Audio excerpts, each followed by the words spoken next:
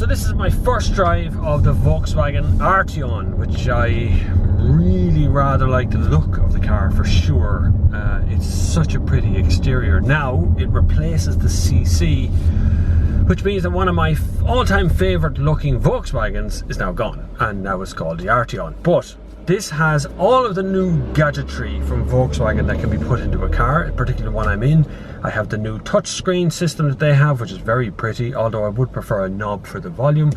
And we have the heads-up display, which is a full system here in front of me too. This also is a DSG. We were given a big talk on the future of their CarNet system, which I find very interesting, although considering that most Irish drivers can't figure out how to hook up Bluetooth phones, they have to have them against their head when they're talking.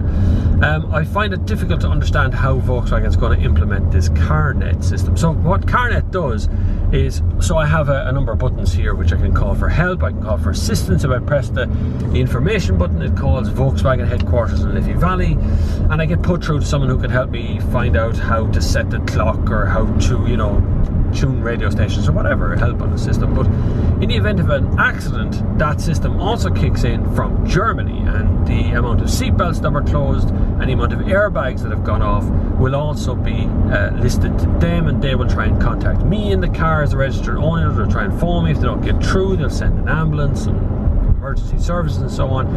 It's very interesting. Your use of your data, I'm not too sure about it. You know, being able to track you and use that information, that data against you at some point for some other purpose. I don't know whether anyone's even bothered with that one, to be honest with you. But that's the future of what their CarNet system is. The car itself seems like Passat, but Passat in a luxury form. It's really quiet in here.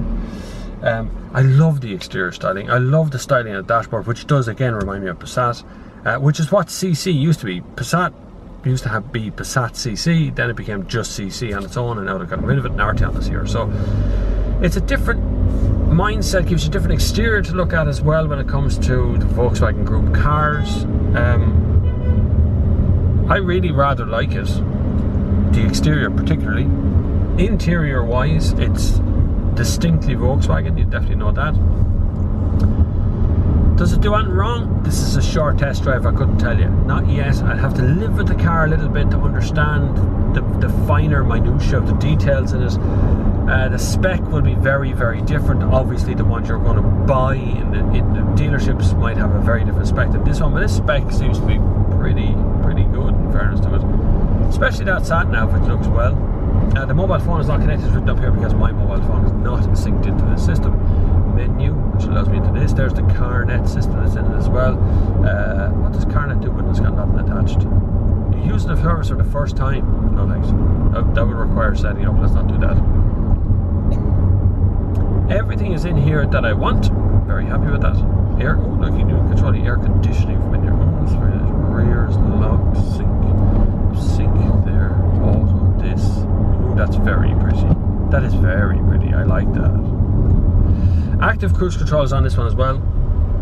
The active cruise control, as in the Audi system as well, we looked at already. Long-time viewers will know about the Audi system I used, which allows it to be able to recognize road traffic signs and slow down accordingly. That's all involved in this system here too.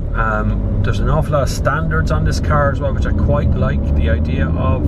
We'll see how it pans out. The Arteon is, this one is a 2-litre 150 brake horsepower DSG model.